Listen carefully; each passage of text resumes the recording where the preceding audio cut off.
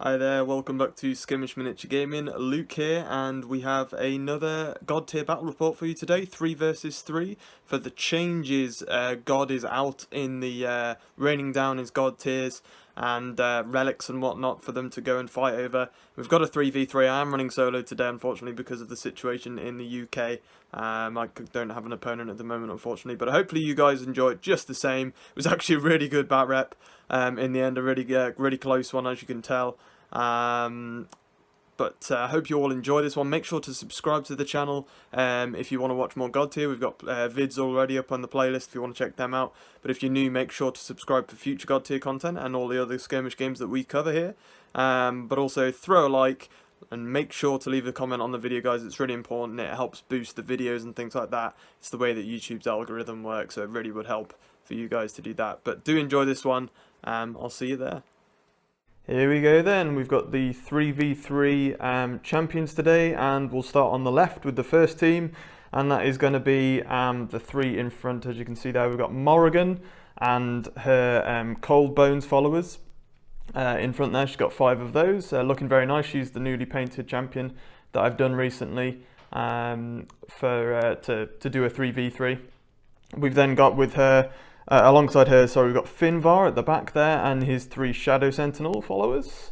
And then on the left hand side to round it out, we've got Titus and his Glory Seekers. And just to point out as well, Titus is a Maelstrom champion. We've got Morrigan, who's a Slayer champion. And we've got Finvar, who is a Phantom, Guardian champion, should I say. So all 3 different champions in that one. And then we go on to the other team with the other 3 champions. And we've got on the left hand side there, you've got Nia, who is a Shaper champion. And she's got her Courtslings, her crystal people. Pretty awesome. She's my favourite champion out of all of these, to be fair. We've then got Halftusk, who is a Guardian champion and has his little Froglodytes, who are capable of jumping on objectives like champions can. And they can do kind of free jumps around the table, like hopping around and whatnot, and causing trouble around objectives, basically. But on the right hand side here, then, to finish it off, we do have Keera and her 2 young dragons, and she is a Slayer champion as well. Alright then folks, here we go, the table setup. As you can see today, we've got 1 of 4 choices for the mats, and this is a perfect one for the scenario we're doing today. As you can see, I'll pop down the rulebook here because I've already taken it out. And we're going to do the scenario of change. So it's the tiers of Essel, the restless god of change. Obviously, it's always god tiers you're seeking out from a specific god from the universe. So the way this works is considered the most elusive of god tiers. Crystals from the god of change do not remain in a single location, but seemingly blink from place to place within the ground they occupy. So in the end phase of each turn, the player who lost the turn rolls 4 dice. Then they move up to that many different objective hexes, one by one, onto empty objective adjacent hexes.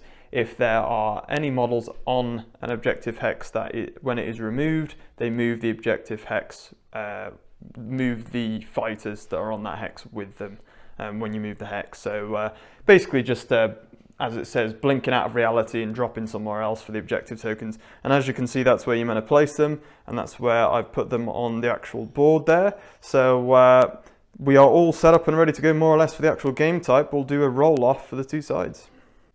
Alright then, so we've got Morrigan's team, who's going to roll here. I'm going to use 5 dice to determine. So we've got, wow, 5 hits there as well, nice. 5 god tier, so there we go. And then rolling again. For the other team, this is going to be Nia's team, and they only got the 1, so Morrigan will get the advantage, and they will get to choose player 1 or 2, and pick a side as well.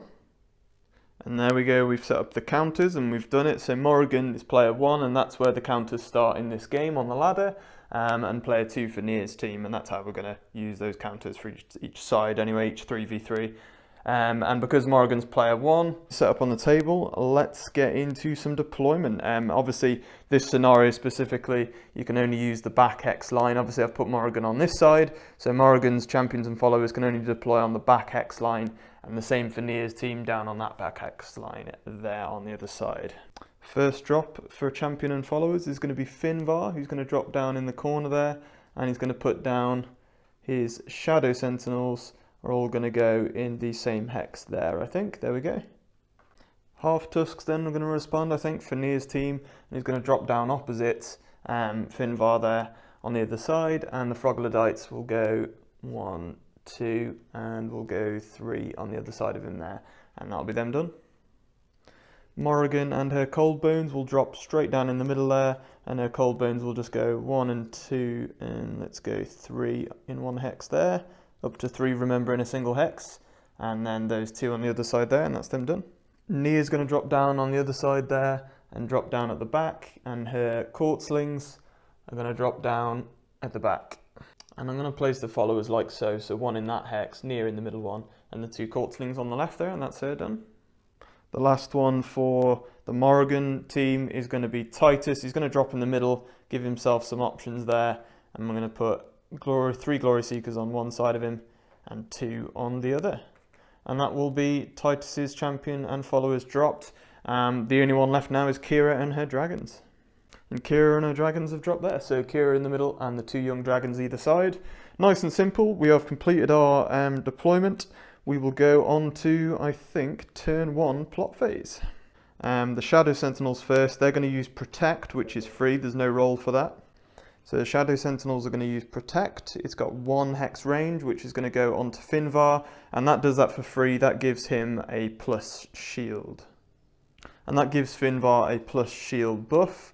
So nicely done there from those guys. And also means that they get an action left here. They're going to just go with, I think, a standard move action, which is 2 for them, and they will just go 1, 2 to there, and that will be their planning phase done. Finvar will go next, and he will give a Poise to Strike to himself, which is just a plus movement boon, and then he'll make a move action for 3 by spending that boon, boosting his movement from 2 to 3 to 3, and he'll jump to there, and that's Finvar and his followers done. On to Morrigan in the middle, and her cold bones are going to activate first, and they're going to use so cool Mistress. If Morrigan is within range, she gains plus hit or movement, and they're going to give her plus movement for that one, and they don't have to do a hit roll for that. Then they're all just going to make a standard move action. They're just going to go there for 1 move on one side, and the other half of the followers will go the other way. There we go. Then it'll be on to Morrigan. She's going to make, she's actually going to use forward minions. So every Cold Bones follower model within 4 hex range, which they all are. And they all get to move 2 hexes this time with that ability. So they're all going to push up to there. And the other 2 will go to there and keep surrounding her basically. And then her second action, she'll just make a move. She's going to use her plus movement boon, advanced boon, and that gives her 3 movement instead of 2. To push up into the middle of them there, and that's them done. The Glory Seekers for Titus will now activate just there, and they're going to use their Roar of Battle. So 1 champion within range, 2 hex range may move a hex. So they're going to move Titus 1 hex forward. That's 1 action, and then they'll use their second action to just make 2 movement, which will be to there. And the second group will just move up to there, and that will do them nicely. Then Titus will activate, and he's just going to make a 2 hex move, and that's pretty much all he's capable of this round, so he's done. On to Nia's crew, I suppose, or their team of champions, and they're going to go next. It's Halftusk that's going to go. He's going to, I think, make move action for 2 to there, and then for his second action he will use footwork and give himself plus dodge. That'll be him done, and then it will be on to here, the Froglodytes. They will make move actions. It's going to be a 1 hex move to there, and then 1 hex move to there for the other Froglodyte.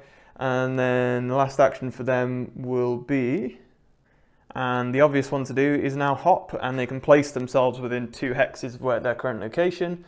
So they're going to jump to there, in front of them champion, and that'll be them done. Keera will now activate, and she's going to use Royal Summons to move her dragons, or they can either move or make a recruit action. They don't need to recruit, so they'll make a move. They're going to go 3 hexes, 1 to there, and 1 will go straight up to there.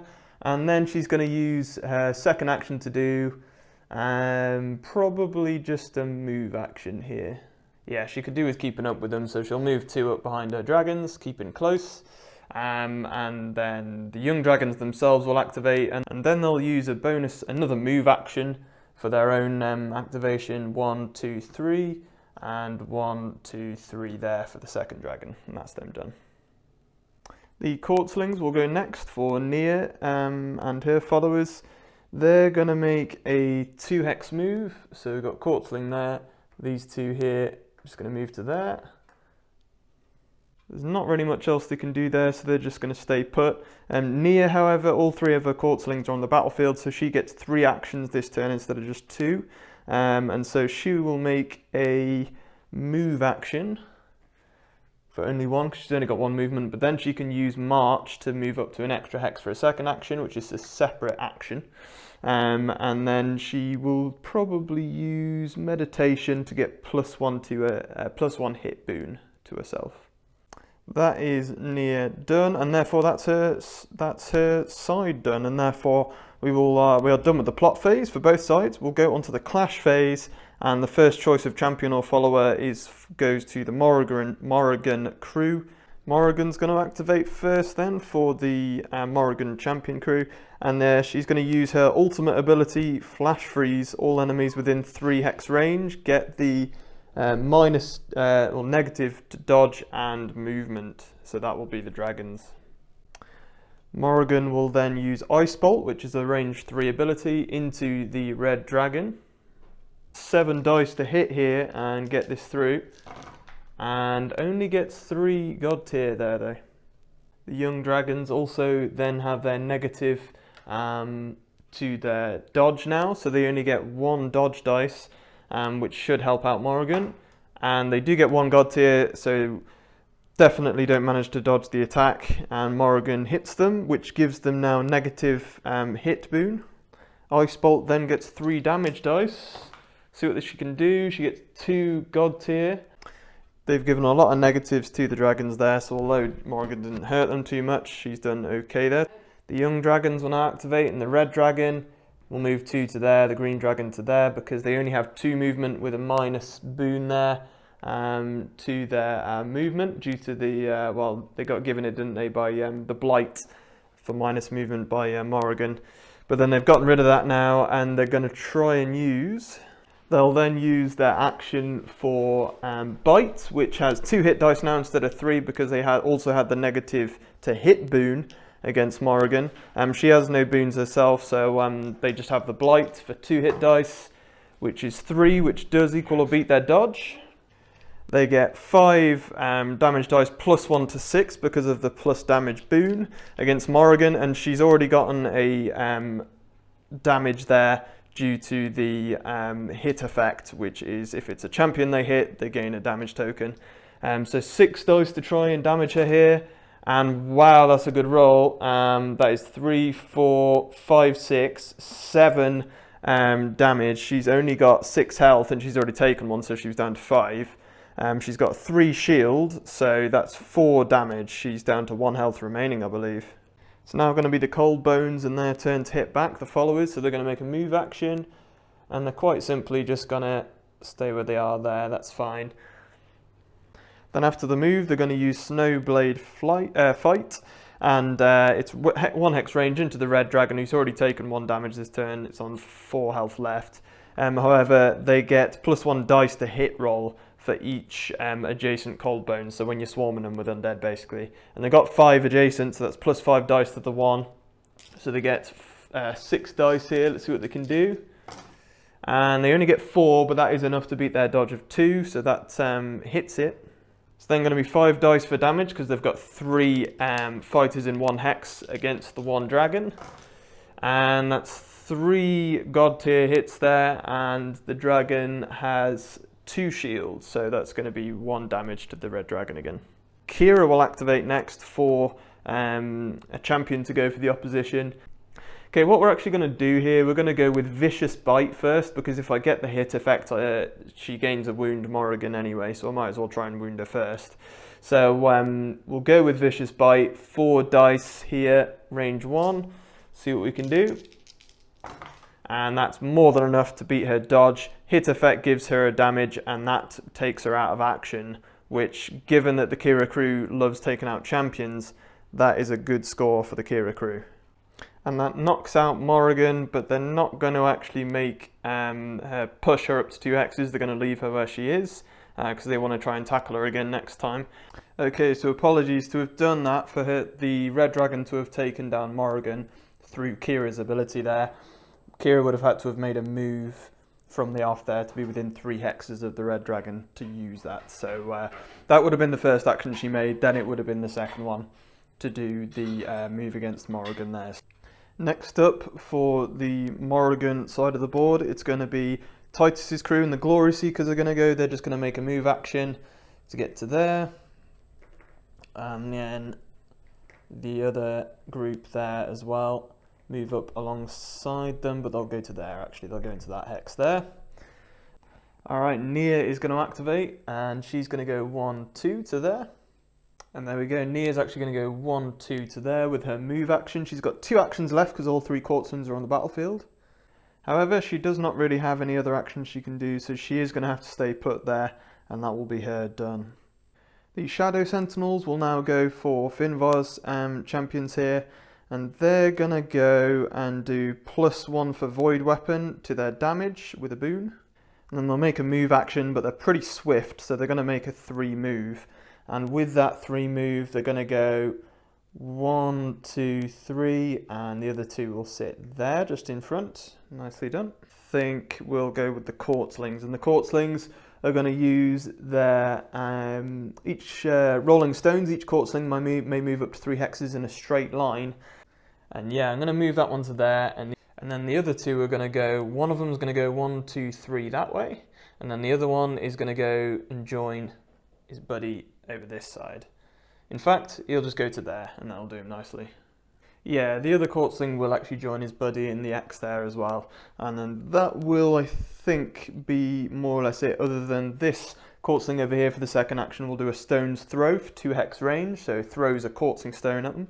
Stone's Throw has 4 dice to hit against the Glory Seekers and gets 3 Godtear.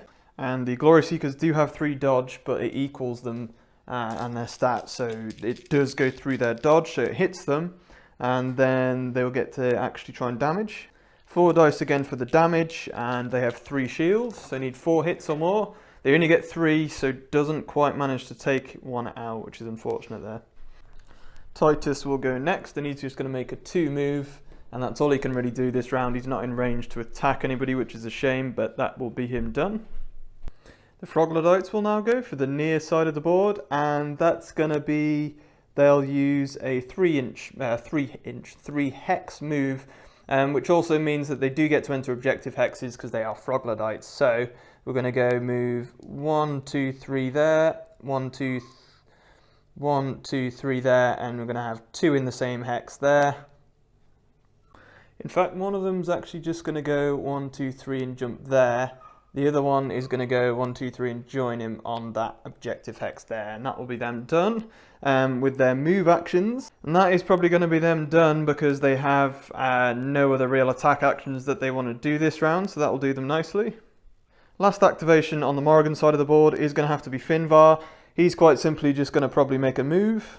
Finvar's going to plan ahead a bit here, and he's just going to go 1, 2, 3 to the edge hex there, and then he's going to do a boon, and he's going to use his Void Weapon and give himself plus damage boon.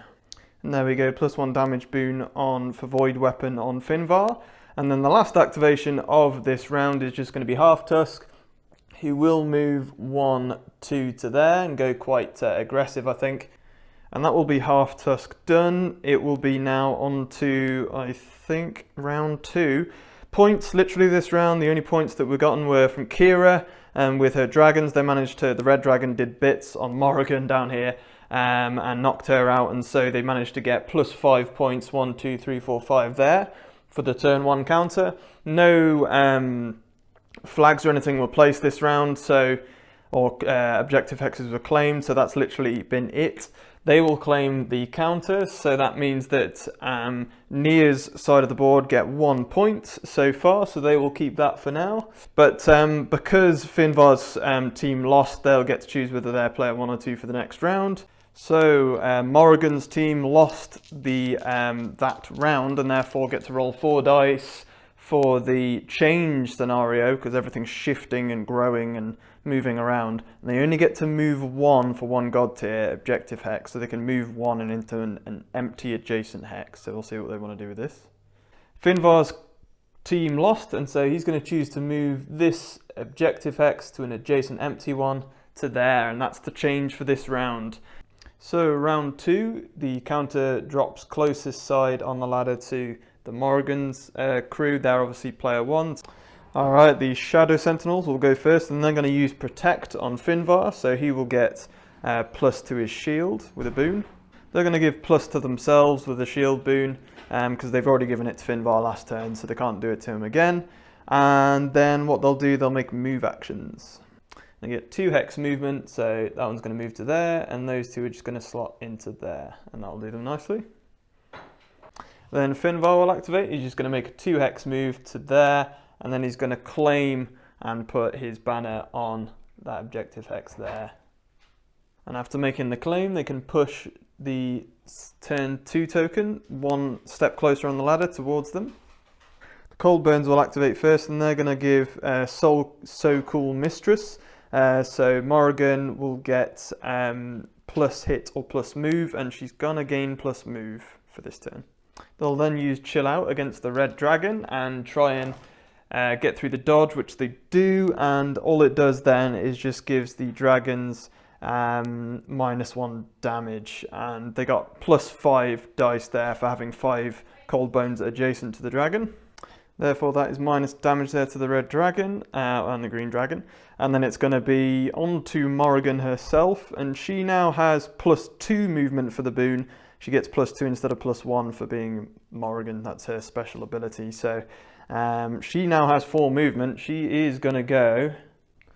Morrigan's then going to move 1, 2, 3, 4. Titus will then use his I'll kill you all, and he's going to it's 3 hex range, and all enemy followers in that unit are within 3, which is going to be the Courtlings. And so he will roll his 6 dice that he gets on his hit.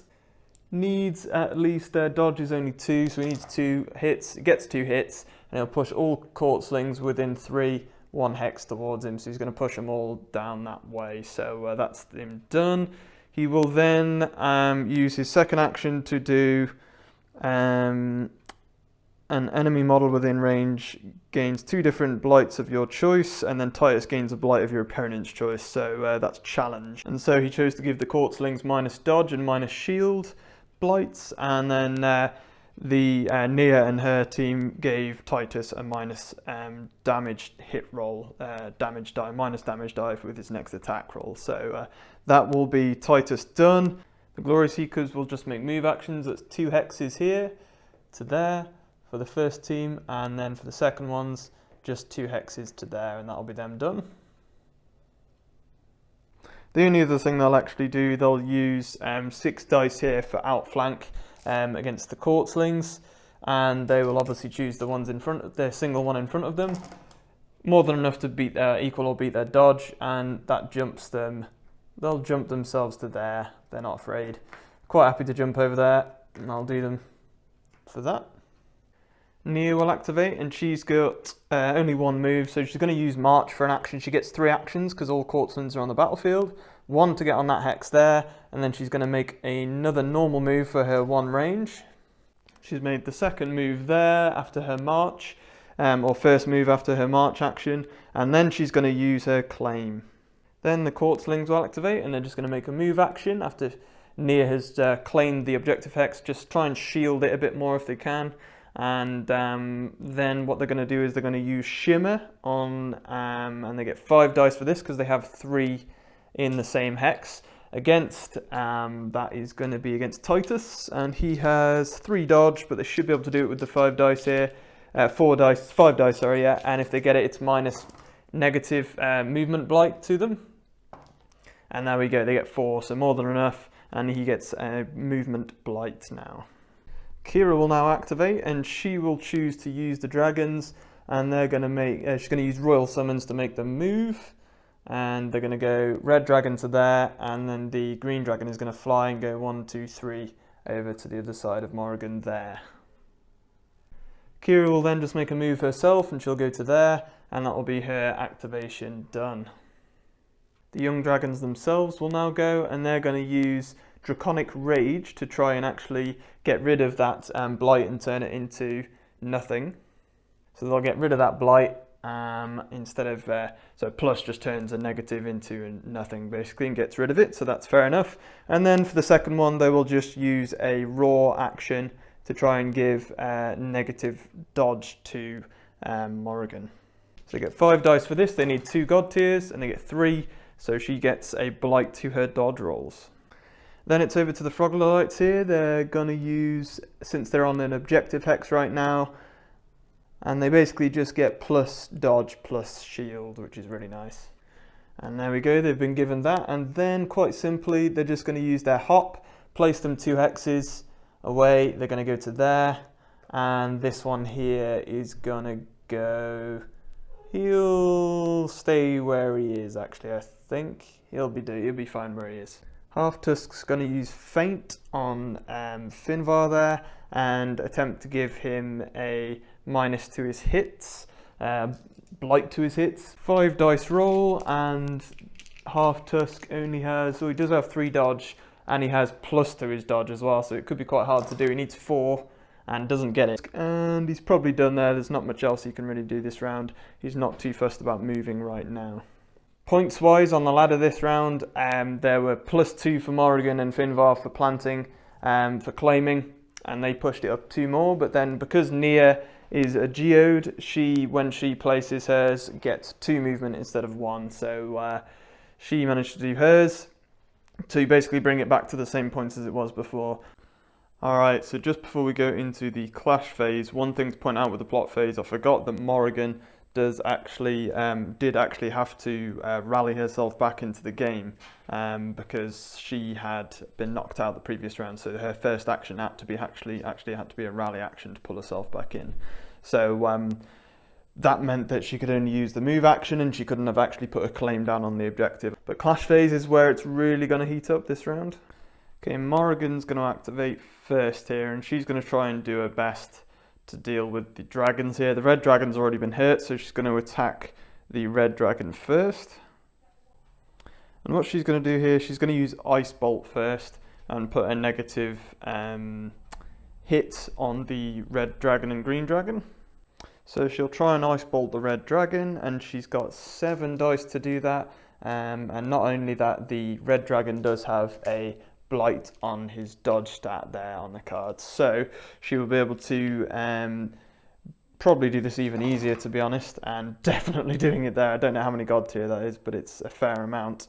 So that's also given the minus hit blight to the red dragon, or the dragons, and then it's going to be 3 dice to try and damage, and they've only got 2 armor, and they only get 1 Godtear hit there, so that is no damage to the dragon. She'll now try and use Ice Blade against the red dragon, and if she manages to hit, then they gain a wound because they have the hit blight on them.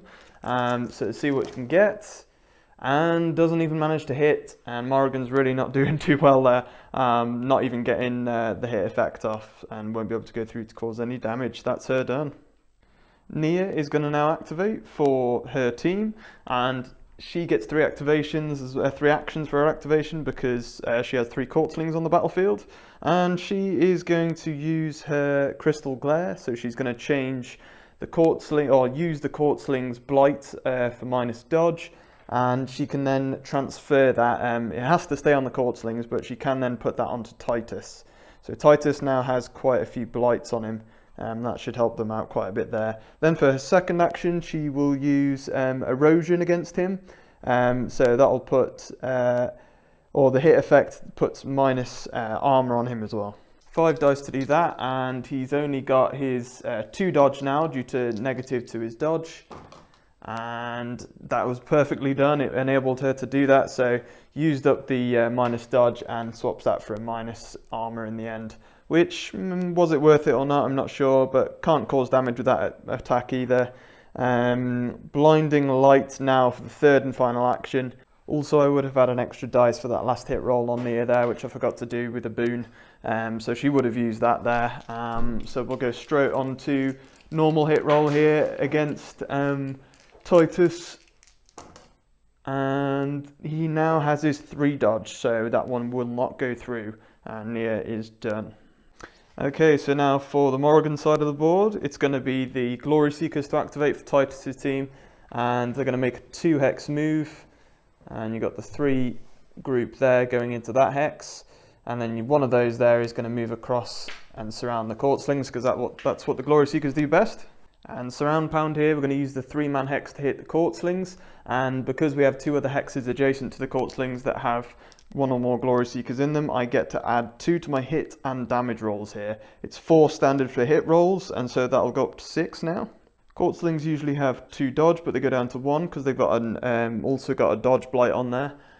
And we'll roll, and that's more than enough to hit them. 5 dice on the damage roll goes up to 7 because of the surrounding on them, and they've also got a blight for armor, which means they go down to 3 armor instead of their 4. And not bad at all. That is going to be 4, 5, 6, so definitely takes out one of the court slings. Just to note that I did remember Titus had a blight to his damage there as well, but he removed that and he still had enough for 1 damage to take down a court sling there. They also took out a follower, so they're going to get to move the tracker 1 back in their direction. That's them done, and it's going to be back over to Nia's team, and it will be the court slings to go before they lose anybody else. First thing they're going to do is make a recruit action and bring back a court sling opposite Nia there. To join them, and then they're going to use the 3rd court sling to power up their stone's throw.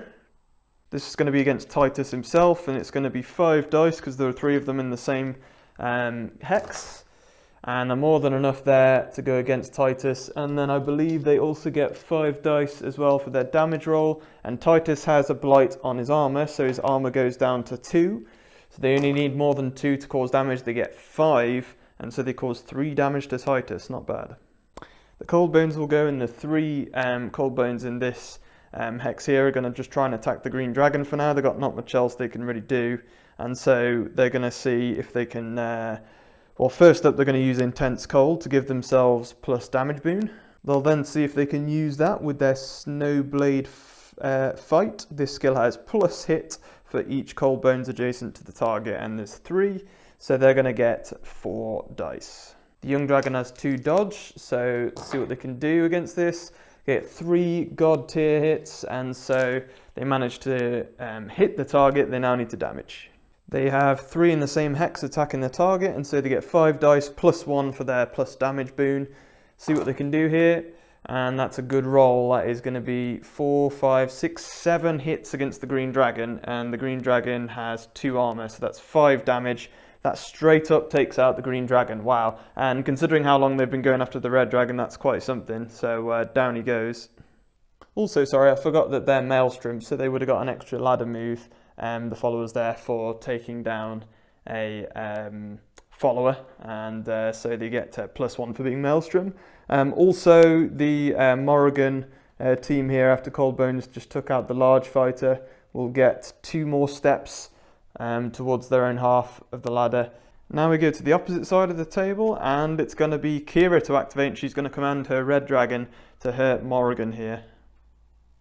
And what they're going to do here, it's going to be Rain of Fire, because they have a minus to hit, but also over this side, the Morrigan has minus to a dodge. 7 dice goes to 6 to hit Morrigan, easily done. She's down to I think 1 dodge now, yeah.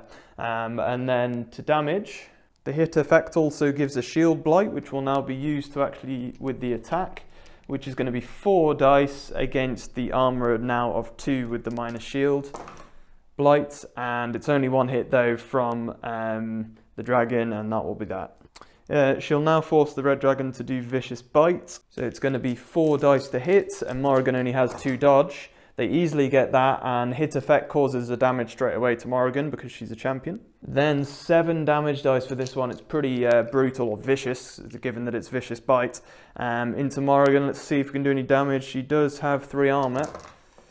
And we get 3 go through over the armor. That's 6. So yeah, 3 goes through against Morrigan again. So she is down to 2 wounds remaining.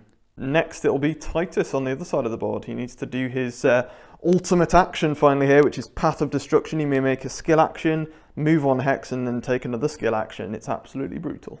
And his first skill will be Piercing Strikes, so may target up to 2 models in the same hex. He'll target 2 Quartzlings in the same hex there.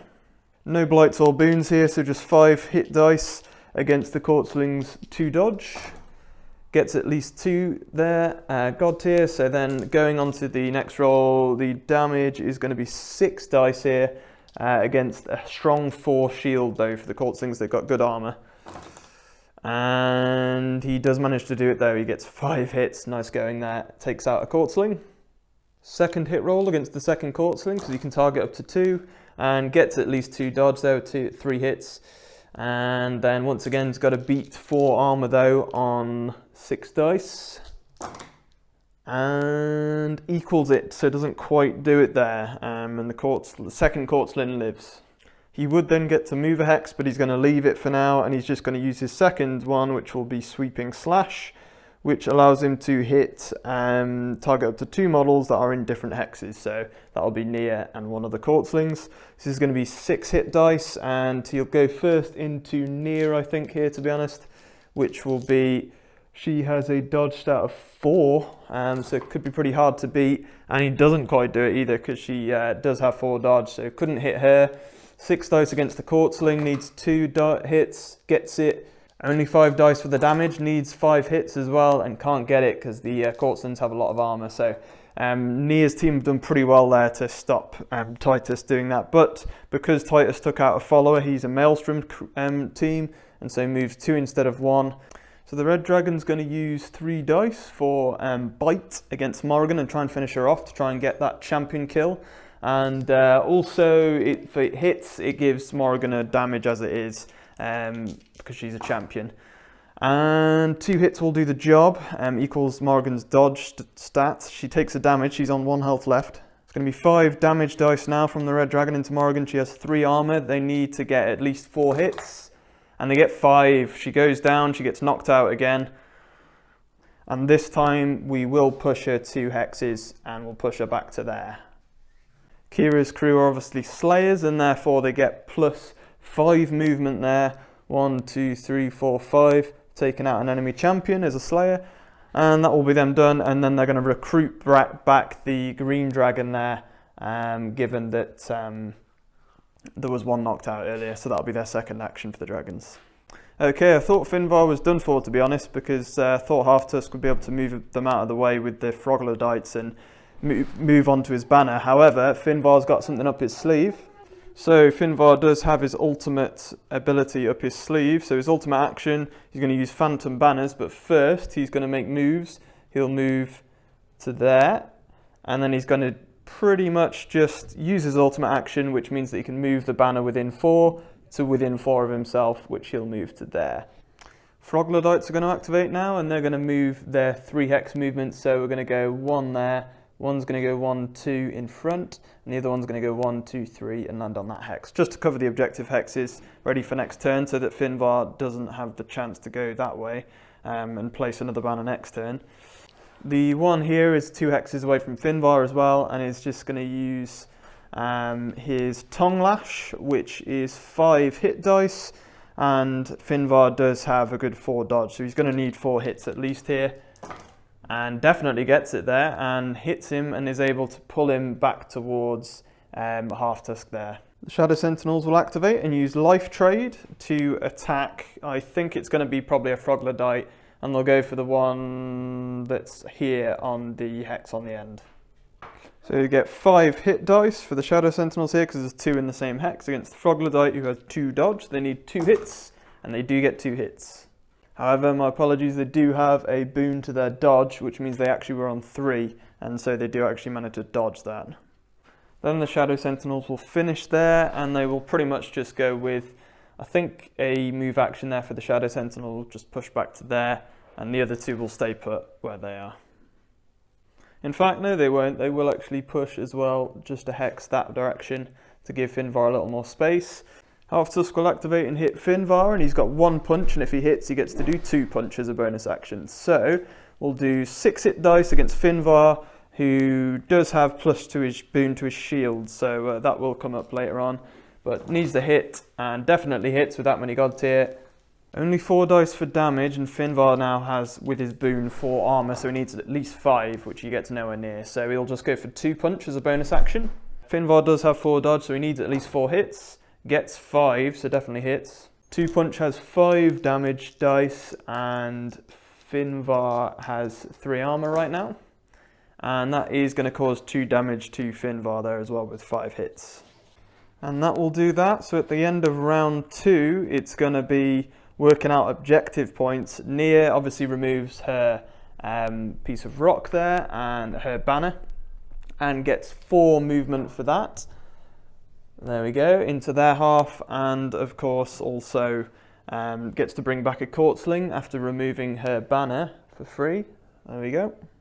And Finvar, using his kind of tricks as he does, managed to plant his banner over the other side there in the end using his ultimate action, and so can remove that. And because he is a guardian, he gets 5 movement instead of 4. 1, 2, 3, 4, 5. And pulls it back into their team's side to win the round. So they will take the 2 points, and it's evened out here, going into battle round 3. So Nia's team lost the round there, and so get 4 dice and can move that many Godtear objective tokens. And it's 1 again there, so they only get to move 1. Let's see which we want to move. I think quite simply, it's actually going to be the one with the Froglodyte on there, and it's going to move, and he moves with it, as per the text on the scenario there. So the objective split, and the Froglodyte rides on it essentially, and we've put it next to Halftusk. Kind of makes sense there. But Nia's team is also going to choose to go second here, because I think it's going to work far better for them in this next round. So Nia's team are going to go second, so they'll keep the counter as it is.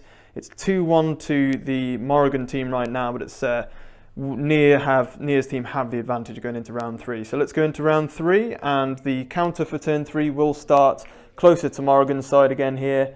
Shadow Sentinels for Finvar's team are going to kick it off here, and they're just going to make a move action. It's going to be Shadow Sentinel there to there, and these 2 here are going to move across to that hex.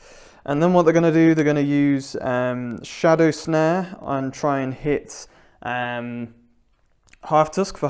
to give a blight to his movement. It's going to be 4 dice. They need 3, and they do not get it, so that might affect their plans a bit here. So Finvar can still have something up his sleeve here. He's going to try and use Shadow Ward to move Halftusk, and he's got 5 hit dice. Let's see if he can do it here. Once again, Halftusk, that equals or beats his dodge, so more than enough, and he gets to shift him 1 hex. So he's going to move the target 1 hex, and then Finvar, quite simply, is just going to make a short move and sit himself down in front of the objective there to stop Halftusk planting on that one. Okay, Morrigan here is going to activate soon, but first we'll do the Cold Bones. They're going to give Morrigan plus movement boon, and that'll help her later in the round once she's gotten rid of, rallied herself back to the battlefield. So they'll give her plus to movement boon. They're then just going to make a 1 hex move, these 3 to there, and then those 2 are going to move to there. Then Morrigan's going to activate. Sorry, apologies, they're actually just going to move across to there, and the Cold Bones there will just move up to the edge of the hexes there. Morrigan will then activate and rally for a first action, then for a second one she gets the movement boon, and she will get to make 3 moves instead of 2 for the boon. She's going to jump right over onto that objective hex there, ready for later in the round. The Glory Seekers for Titus' crew will activate next, and 1 here is just going to make a move to there. The rest are going to stay exactly where they are. In fact, actually, sorry, I'll move another one into that hex with those 2. Then they'll use their second action. I don't think there's much else they can really do, actually, to be fair, so they'll probably just stay put where they are. Titus will then activate, and he's going to use I'll kill you, must target a follower unit, hit effect, move all followers in that target unit within 1 hex, up to 1 hex range. So he'll target the Courtslings obviously. 6 dice to hit and 4 will do it, that equals their dodge or more, so no worries with that. He'll push all 3 of them 1 hex to there. And then for his second action, he's just going to make a move action, which he does actually have a blight on his movement, so he'll finally use that, and that'll budge him forwards to there for now. And we're going to have to move on here now to Nia's team and see what they can do on the other side. The Troglodytes will activate and will move to there. Then they have one on an objective hex, so quite simply they will just use their Feel the Power, which gives them a plus dodge, plus armor boon, and they already have the plus armor, so it'll just be a plus dodge. Sorry, the 2 Troglodytes here, one of them will actually move on to that objective hex and the other one to there, and the other one will hop over to there, and that'll be their movement there. Otherwise, it will just be onto Halftusk. He will just make moves to there.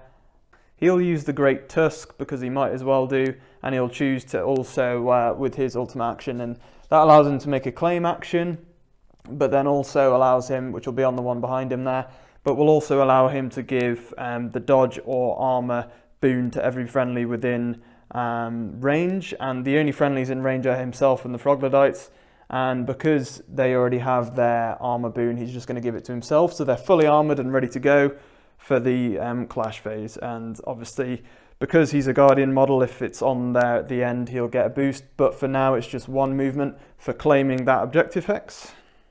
Also guys, apologies, I forgot that Halftusk, when he doesn't have any wounds, he has +2 to his hits stats, but I forgot to use that last time, so I will try and remember that next time he makes a hit roll. And the dragons will activate for Keera here. Red dragon will make 3 movement to there next to Titus. The green dragon will just make moves to the other side there. The dragons still have a second action. They're just going to give themselves plus to their damage with a Draconic Rage, and that will be them done. Onto Keera, she'll make a 2 hex move to there, and then she'll make a claim on the objective hex in front of her. And there we go, a baby dragon egg on the objective, and she gets a move for that. Down the ladder for her team, the Courtslings will activate, and they're going to use Shimmer to give a hit effect minus boon for movement to Titus. And they actually needed to equal his dodge for the hit effect, which they didn't get. They needed 3, so Titus will not get a minus to his movement. Therefore, Courtslings will just make a move with one of them to there, then it'll be on to Nia's activation. There are 3 Courtslings on the field, and so she gets 3 activations. She's going to use her Geode ultimate action, and she gets to remove a Courtsling and replace him with an objective token, which she has done there, and then gets to make a free claim on it as well, so that's just 1 action. And when she started her activation, all 3 Courtslings were on the field, so she gets 2 more actions. Yeah, that was just an ultimate action. She'll then just make a move action to that objective hex, and she'll then just use meditation to give plus hit boon to herself. And that is the Nia crew done. She also got 2 movement for that because she is a Geode champion. So first up for the Titus team is going to be Titus on this side of the board. He's going to start off with Sweeping Slash, and Sweeping Slash is going to hit the red dragon in 1 hex and one of the Courtslings in the other one. He'll go into the Courtslings first, 6 hit dice to roll. Definitely gets at least 2 Godtear there for the dodge stat of the Courtslings. And then he gets 5 damage dice against the 4 armor, remember, for the Courtslings, and doesn't manage to do it. So it'll be 6 hit dice again, but this time against the red dragon. And definitely equals 2 there again, which is the dodge stat for the red dragon. And they have 2 armor, so they get 5 dice now for damage. And that is going to be 3, 4, 5, 6 hits, and it's already taken 2 damage. It's got 2 armor, so that would be 4 damage, and the red dragon already has taken 2 earlier in the battle and only has 5 health. So down goes the red dragon. He would also get to move the counter 2 for beating a large follower, but then an extra 1 because he took out an enemy follower and he is a Maelstrom champion. He will then use Piercing Strike, and it can target up to 2 models in the same hex, so that'll be obviously against the Courtslings. This is going to be 5 dice to hit. He only needs 2 hits anyway against their dodge. and gets 2 hits just about, but then gets 6 dice here for the damage this time with this attack, and this is going to be against armor 4 again, though, for the Courtlings. Nothing again, which is a real shame, but once again it'll be 5 hit dice against the second Courtling, because I can hit both.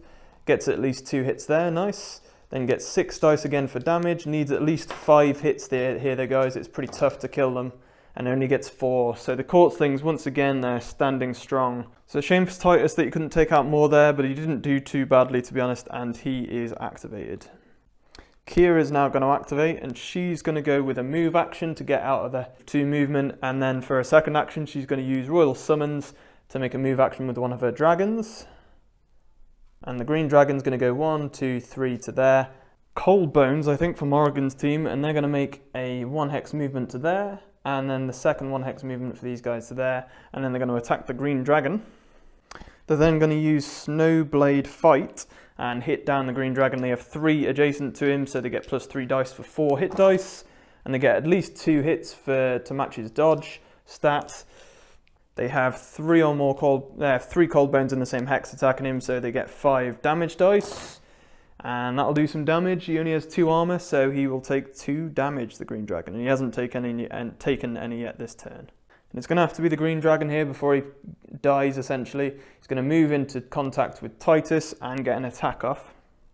Alright, we're going to go then young dragon. The green one is going to use Fiery Breath for 5 attack dice against Titus.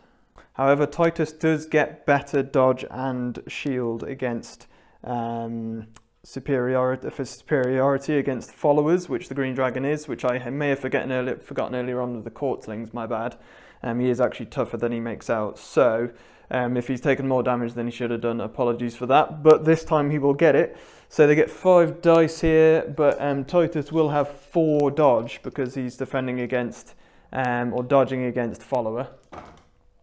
They do get 4 though, so they match his dodge, and that means that he gets negative shield, so that blight to his armor now for Fiery Breath, so that just cancels out his boon that his superiority gives. So now it will just be 3 armor for him, and they only get 3 dice to damage though here. 3 damage dice, and can they do anything here? It's unlikely. He has 3 armor, and they only give 3, so his armor absorbs that. Back over to Morrigan's team, and it's going to be the Glory Seekers to go here. They're going to make move actions. The Glory Seekers are going to make moves here, and we're going to go with 2 spread out to there to surround the Courtlings, and then these 2 are going to join back into that hex for a good attack. They're going to attack the Courtlings from this hex with the 3, and for each adjacent hex, other adjacent hex, they get plus hit and damage for each other, so that's plus 2 to both attacks. So they're going to get 6 hit dice against the Courtlings now for their attack action with Surround Pound, and they're matching their dodge nice and easy, and then they're going to get even more damage dice. It's going to be 7 damage dice for plus 2 on Surround Pound on the Courtlings, and that's 4, 5, 6, 7, more than enough to take one out, and they finally take another Courtling out there. They're also Maelstrom, so they get to pull the objective 2 back down the ladder towards them. They might as well also try and use Hack here, so they'll use the 3 hex again, and they'll get 6 hit dice here, and they'll try and give a minus armor to the Courtlings, which they definitely do, ready for next go. So there we go, they'll get a blight to their armor, and then that is it for the Glory Seekers. Halftusk is going to go over this side, and he's going to try and batter Finvar. Halftusk gets 8 hit dice here because he's fighting fit and gets plus 2 to his hit rolls on full health. So Finvar has no dodge defense right now or boons, so he's only got, well, he's got 4 dodge, but he smashes through it, Halftusk, and that means he gets his hit effect, which means he gets a bonus action for free with 2 punch, and then he's going to get to swing for damage. 4 damage dice for this, and that's going to cut through Finvar's armor. I'm pretty sure he's only got 3 armor, so that will go through for 1 damage. Finvar was already on 3 health remaining, so he's down to 2 left now. And now Halftusk will get to use 2 punch for a bonus action for 6 hit dice because he's fighting fit. Equals the dodge, and then needs good damage this time. He needs at least 2 damage, so he needs to get 5 hits here to try and beat him. Needs 5 hits and has 5 dice, and only gets 2. That's poor, doesn't cause any damage for that. and Finvar stands tall. Back to the Morrigan team now, and Morrigan herself will activate. She's going to move through the claimed objective hex there, 1, 2, and remove the dragon egg. Morrigan here, for a second action, is going to ice bolt the green dragon. 7 hit dice, equals the dodge easily there. That gives a hit blight to the green dragon as well for the hit effect on that attack for the ice bolt. It freezes him, and then it's going to be 3 damage dice here from Morrigan's ice bolt. Let's see what she can do. And she does get 4 hits, to be fair, and the dragons only have 2 armor, and that dragon had already taken 2 damage, so he's down to 1 health remaining. She nearly took him out. I'm now going to activate the Froglodytes, and I'm going to move this one 3 hexes, and he's then going to use a tongue lash to try and whip Finvar and pull him backwards. 5 dice, and Finvar does though have 4 dodge, so he needs 4 hits, and gets it nice and easy with 6, and they'll pull Finvar 1 hex away and stop him from preventing my claim with Halftusk this round. Finvar will go here, he's going to hit the little Froglodyte, and then he's going to make a move action. He's going to get 4 for Life Blade. If he hits them as well, then he gets to heal 1. Froglodytes only have 2 dodge. He gets 2 hits there. Although, my apologies, Froglodytes actually have 3 there because they have the boon to their dodge. So once again, he's failed that. No hits and doesn't get to damage. And so can't heal either, but he will make 3 move, and he'll go 1, 2, 3 to there, and he'll be done. Since they're done over that side, we're just going to come back over this side, and we're going to go with the Court Slings. They're going to use a recruit action to bring back a Court Sling in the same hex there, next to Nia. They're then going to attack one of the followers here in this hex. They'll get to use Stone's Throw, and they'll hit the hex full of 3 Glory Seekers. They need 3 dodge stat, and they get 4, so they meet it nice and easy there, and they hit them. Once again, there's 2 of them in the same hex throwing the stones, so they get 5 damage dice now, and that's more than enough to take out 1 Glory Seeker, and down he goes. They then get 1 movement for the kill. The Shadow Sentinels are just going to probably make moves with him here, and they're just going to move their 3 as well. 1, 2, 3 to there. And then the other Shadow Sentinel there will go 1, 2, 3 up beside him. In fact, one of them is actually going to end in the same hex there as the other Shadow Sentinel, and they're going to do a life trade and try and hit the Froglodyte. It's going to be 5 hit dice now for the life trade, and they're getting the dodge characteristic easily enough. The Froglodyte does have a boon to his armor though here, so he's going to have 4 armor. And because they have 2 in the same hex, they get 5 damage dice, and they're going to use as well their damage boon to go up to 6 dice. So that just cancels out theirs more or less. That's going to be way more than enough to take out a Froglodyte, and it will be enough then to give them 1 movement on the ladder.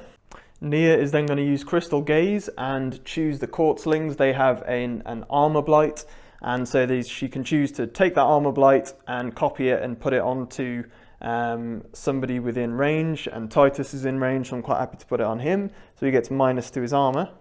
She's only got 2 actions this round because not all 3 Court Slings are on the field, only 2, so she'll go with Blinding Light and try and hit Titus. This is going to be 4 dice against Titus, and his dodge stat is 3 right now. She's not a follower, so he doesn't get a boon, and she meets it. She's then going to try and damage him. My bad, sorry, she would have got an extra dice for that with her hit boon, but she didn't need it, so we'll just get rid of it, and that'll do that nicely. We'll just get onto some damage here, and she gets 5 dice, and Titus only has 2 armor right now because of the minus to his armor, the blight that he got given earlier. So this is going to be a bit easier to try and take him down. He's only got 2 health left, and she doesn't quite do it. That is 3 hits. He has 2 armor right now. He takes a damage. He's on 1 health left. And that is the end of that round, so let's work out points. So Nia's team look like they've comfortably brought this one back with this round. They removed their crystal from there, and she will gain a good 4 points for that. 1, 2, 3, 4. And then Halftusk removes his, and he gets 5 for that. So that's 1, 2, 3, 4, 5, because he's a guardian. Other than that, there's no other points, other claims this game. This round, so a nice comfortable win for Nia's team for that round, and she also gets to bring back a Court Sling after removing her banner, which she will bring back again in that position there. Morrigan's team lost the round, and so get 4 dice. They get to move 3 objective hexes. That's different, we haven't had that many yet. So 3 objective moves, and they've moved 1 to there, 1 from there to there, and then the other one was the one that Nia was stood on, and she moves with it to there. So that's their 3 objective hex movements, and they're going to go first here, I think, for their next round. And there we go, the number 4 turn counter starts 1 closer on the ladder towards Morrigan's team. They get to do their plot phase first. It's going to be very simple here. They're going to go with a claim with Morrigan on the empty hex here. That then moves the counter 1 step closer. Morrigan is then going to use the forward minions so that she can move all of her cold bones up to 2 hexes. So these 3 are going to push round onto Keera, opposite her hex there, and these 2 cold bones will move around here to help defend the objective. We'll then go with Finvar. He's going to make a claim, claiming the objective hex adjacent to him there, and that will be another point. And then I think he's just going to use his poise to strike to give a boon to his movement, ready for whenever he needs it, to be honest, and that'll do him nicely. The Shadow Sentinels are going to make moves as well. They're just going to push into position to surround their objective, and they're literally just going to spread out as well and try and protect it as best they can. So they're going to push around to there, and then their second action is going to be to protect Finvar and give him a shield or armor boon. And there we go, he'll get that as well. So we've got plenty of boons going on right now. And then it will be Titus for that crew to finish up. He's going to move into the corner there, and then he's going to make a claim on the far objective hex. First claim he's made of the game, it goes there, and that will move the ladder again by 1. It will then be on to his second action. He's going to challenge an enemy model within range. He'll do it to the Courtslings because they're within 2 range. He can give them 2 blights, and they can then give Titus a blight back. So Titus has given them -to their hit and -to their dodge, and in return they gave him - to his dodge as well for his blight. So that will be him complete. The Glory Seekers have a pretty simple activation here. They're going to go with a move action. They're going to go 1, 2 to there, around the other side. And then next activation here, it's just going to be on to the opposite team and their plot phase. And that is everything for the Morrigan side of the board there. So it's onto the plot phase for the Keera team. Keera is then going to make a move action. She's going to go to there, and then she'll use a recruit action to bring back her red dragon, who will go right in front of her there. Her green dragon will then also fly over and will go to the other side there with the other move, and that will be it. The dragons themselves will then activate, and the green dragon is just going to make a move up to Morrigan there. And for the second action, they will use Draconic Rage to increase their damage. So they'll get a damage boon ready for next time. The dragons are then going to activate, and the green dragon's going to make a move next to Nia there. He'll then use his Draconic Rage to increase damage by a boon. Then on to Nia, she's going to make a claim action and put hers on there. And that'll then move 2 back towards Nia's team, because she's a geode champion. She'll then use Meditation to give herself a plus hit boon, and then she'll use Crystal Mirror to give that boon to the Courtslings as well.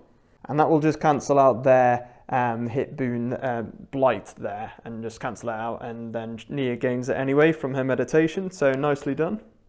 The Courtslings are all going to move together here and push to that hex there, and they're all going to then go and use their Shimmer, and they're going to use that against the Glory Seekers, I think. There's 3 of them in the same hex, so they get 5 dice, and they're easily doing that there with the hit effect, and the Glory Seekers get a blight to their movement. Also, guys, forgot to say, sorry, that the Glory Seekers earlier would have been able to have an action left, and they would definitely have wanted to recruit an extra fighter.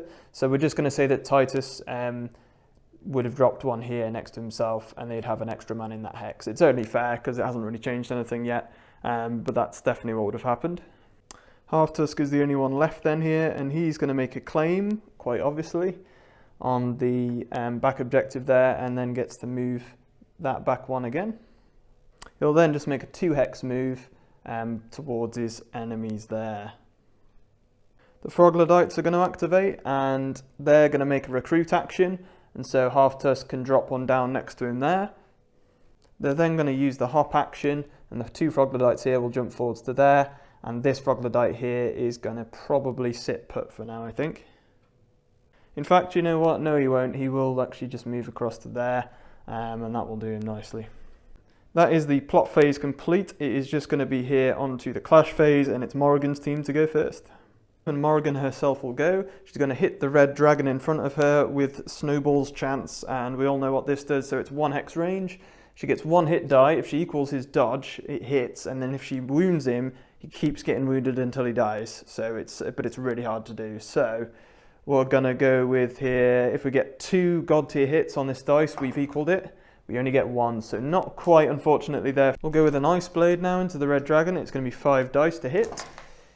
Gets 4 hits, which is more than enough, and then she has 5 damage, and the hit effect, if your target has a hit blight there, which they do, they get 1 damage already. That's 1 damage to the red dragon. He hadn't had any yet, so let's just go for the damage roll now. Let's see what we can do, and that's a really good roll. That's 7 hits, and the red dragon only has 2 shield, so he takes 5 damage, and he already took 1 from the hit effect. So the red dragon actually goes down there. That was very impressive from Morrigan, actually, and gets 2 movement for taking out a large follower. So then we'll now move on to the opposition team, and Keera's going to activate. She's going to use a recruit action with her royal summons and bring back red dragon to there.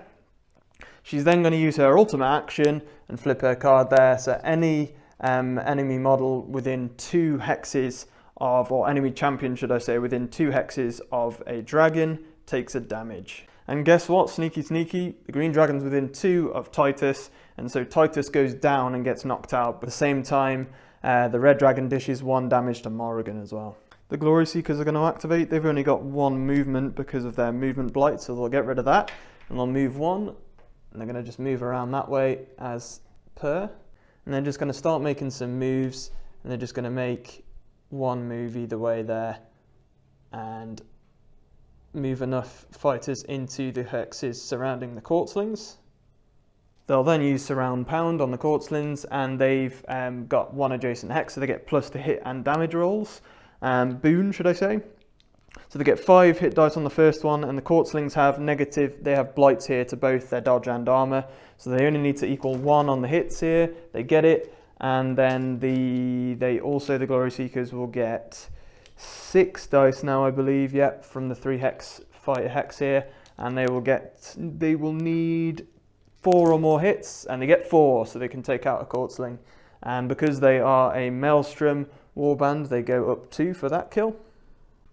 Moving on to Keera's team then, and the dragon, red dragon in this case, will activate. They're also going to use Fiery Breath and try and hit Morrigan here. They do have a hit blight, however, so it's going to be harder to hit it here with only 4 dice. Morrigan only has 2 dodge though, so they need 2 hits, just about getting it.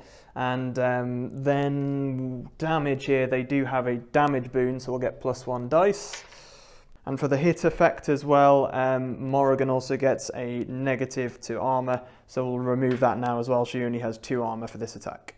They go to 4 damage for Fiery Breath now because of the boon, but only 1 hit, and Morrigan's got 2 armor, so that's pretty poor, and Morrigan takes no damage. However, they have an action left. The red dragon will go with Bite against Morrigan, and this is going to be 3 dice to try and hit her. They need 2 hits. They don't get it again. Really poor from the dragons there. We'll go over to Titus now, and his first action is going to be to rally himself back and get rid of all of his counters.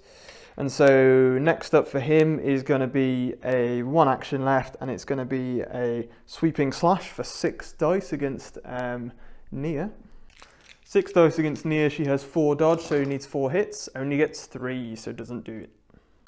The Courtslings are then going to make a move action, and they're just going to move in straight hex there to the end one, and that was with their Rolling Stones ability. They'll then use Stone's Throw, and they'll throw a stone into probably the hex with the 3 fighters in it there, just to see what they can do. They'll use a Stone's Throw, and they'll throw it into the singular man guarding the standard there. And they get 3 hits. The Courtslings only have 2 dodge. So they managed to hit, and then they only have 2 in that hex, so they only get 4 damage dice. The Glory Seekers have 3 dodge, and so it met it. That's nicely done. They only have 4 damage with 2 in the same hex though for the throw, so they'll go here with, they've got 3 armor, the Glory Seekers, so they're going to need a decent roll here, and they don't quite get it, so unfortunate there. It'll be back over to the Morrigan team and see what they want to do here. They're going to go with the Cold Bones, and they're just going to make a move action for 1 move. Go around to the edge there into this hex, surrounding Keera there, and then also these 2 Cold Bones here I think are probably going to stay put for now, and we will just go with an attack action here against Keera. No boons or blights involved with this, so just a Snowblade fight against Keera, which is going to be plus 3 dice for 3 surrounding her. Is how this one works again. So 4 dice. Got 3 hits, which is her dodge characteristic, so they do it. 5 dice to hit her with, to damage her with, sorry, and she's only got 2 armor. And they only got 2 though, so it equals her armor, and no damage there. It's pretty poor from the Cold Bones, but that is them done. Back over to the Nia team, there she's going to activate next, and she will just try to hit the green dragon to finish him off because he's only got 1 health left. She'll try and use erosion first to try and give a negative to his armor stat. And she's got 5 dice to do that, and it's 2 dodge stat for the green dragon. She gets it, so he gets a negative to his armor for the next attack from her, which will be her blinding light, which gives a negative hit blight to the dragons if it hits as well. So she'll get sorry, she did actually get +1 hit to her last one as well, which is my apologies. So that would have been used. She hit anyway, so no worries. But that is going to be 4 hit dice now for blinding light. And she gets 2, that equals their dodge, I believe, yep. And then she will get to damage. 5 damage dice against the dragon. Causes 3 hits, and the young dragon only has 1 armor now because of the negative blight to armor. So only has 1 armor, takes 2 damage, only needed 1 anyway, and the green dragon goes down. So another dragon bites the dust, and Nia creeps back with a 2 large follower kill there. The Shadow Sentinels are going to activate now, and they're going to use some movement. So we're going to go with this Shadow Sentinel to join up to there, and then the other one around the other side. He's going to move round the edge here to that hex, and that'll be him done. They'll then use their life trade action to try and hit the Froglodyte, and that's going to be 5 dice because they've got 2 in the same hex, and that will do the job. 5 dice to wound, however the Froglodytes get +1 armor because they've got the boon there, and so they're going to go up to armor 4, and that will not beat it, only 3 hits, so the Froglodyte stands firm. And so we'll go, that's the Shadow Sentinels done. It'll be over now to the Halftusk activation. I think he's just going to have to try and get some kills. I was hoping that the Froglodytes could pull away the Sentinels and Finvar to let Halftusk move through, but Finvar can still block him with where the Sentinels are now. So I think it's just going to have to be Halftusk to try and cause some damage here. And he will move into there with his first action. He'll then use 1 punch to try and get a 2 punch. He'll hit Finvar for this one. 8 dice, I need 4 or more to beat his dodge, which I easily get there. Finvar has an armor boon though, so he'll use that to get +1 and be on 4 armor. And there's only 4 dice from 1 punch here with Halftusk, which he only gets 3 hits, so the armor wasn't really needed in the end there for Finvar. However, Halftusk did hit him and gets the hit effect to use 2 punch as a bonus action for a 3rd action here. He gets 6 dice for being fighting fit. Equals the dodge. He needed that for the wounds really, to be honest, but he does manage to get the hit. 5 dice for damage this time, and Finvar's back down to only 3 armor, and he's only got 2 health left here. He's already taken damage this game, so he needs here at least 5 hits, and he gets more than enough. Halftusk has dominated this game. He's probably been their best fighter, but that is going to be 6, 7 hits, more than enough to knock out Finvar, and he can then push him all the way back there, and he gets a bonus 1 hex move as well. That's then 4 movement, should I say, sorry, on the ladder for taking out an enemy champion from Halftusk there. Very nicely done. Then is going to be on to Finvar himself. He'll rally to get back into the fight, and then he has an action remaining. Finvar's just going to make a move action, I think, here, and just get ready next round to kind of make a claim again, possibly, but we'll wait and see. In fact, he's going to go 3. He's going to go 3 and go to there, and make the most of getting over towards those hexes instead. And this Froglodyte here is going to use Tongue Lash against Finvar and try and pull him onto this objective hex here. That's going to be 5 dice, and only gets 3 hits, so it doesn't equal his dodge of 4, and can't pull him with a Tongue Lash, can't whip his tongue around and pull him forwards. So then it's just going to be the movement left for them, really, which is going to be 3 hex move. And the Froglodytes will go 1, 2, 3 to there, and this other one round here will probably also join them and go 1, 2, 3 to there. That is the end of the round though, guys. That's round 4, and that is, I think, going to be game, because I reckon Nia's crew, once again, now our team, have done enough to take the 2 points, from turn 4, but we'll work this out here. The Finvar crew, or team, do claim for 5 movement their banner there, which is 1, 2, 3, 4, 5. However, there are 2 claims for Nia's team, 1 here and 1 there, and that includes a Guardian one. So 5 for Halftusk's because he's a Guardian, and then 4 for Nia's because she's only a Geode, and that is more than enough to push it back in their half. And once again, they've taken the counter there, and that will put them up to 2, 3, 5, 6 points to Morrigan's team and their 2, and there's only 1 round left, and they can only claim 1 point from the turn 5 counter, and therefore won't be able to bring back the game, not even to a draw. So in the end, it is a nice 6 points to their 2 for the Nia, Halftusk and Keera team, and Morrigan, Finvar and Titus couldn't quite pull it off this game. Let me know what your thoughts are down below, guys. It was a long one, that one, but it was a good competition between the 2 sides, and nice to see some combinations. I'm sure I've missed a few bits on the way there, but it was good fun to play it, and it's a very in-depth game, this one, when you get into it. A lot of kind of movement is, sensible movement is needed to be good at the game. But yeah, beautiful map, beautiful champions to play with today. We'll have more Godtear coming for you soon. Please do throw a like on the video and subscribe for more Godtear in the future, and for all the other skirmish games that we cover. But also please do leave a comment on the video. It really helps with the algorithms and things. It's the way YouTube works. So if you leave comments on the video, it really helps to boost the channel and the videos that you're watching. So thanks a lot, guys, and as always, until next time, happy skirmishing. Hi there, thank you for watching the video. I hope you enjoyed it. Please do make sure you are subscribed to the channel and make sure to hit the notification bell. Also throw us a like on the video and leave us a comment down below. Finally, if you would care to support the long-term progress and stability of the channel, please sign up to become a Patreon member in the link below the video for as little as $3 per month, just like the amazing people to the left of me. You will gain access to many different benefits, but you will also be making sure that we can still put out videos for the foreseeable future. Thanks for watching, and you can check out more of the videos here right on our channel. Everything skirmish. But until next time, happy skirmishing, guys.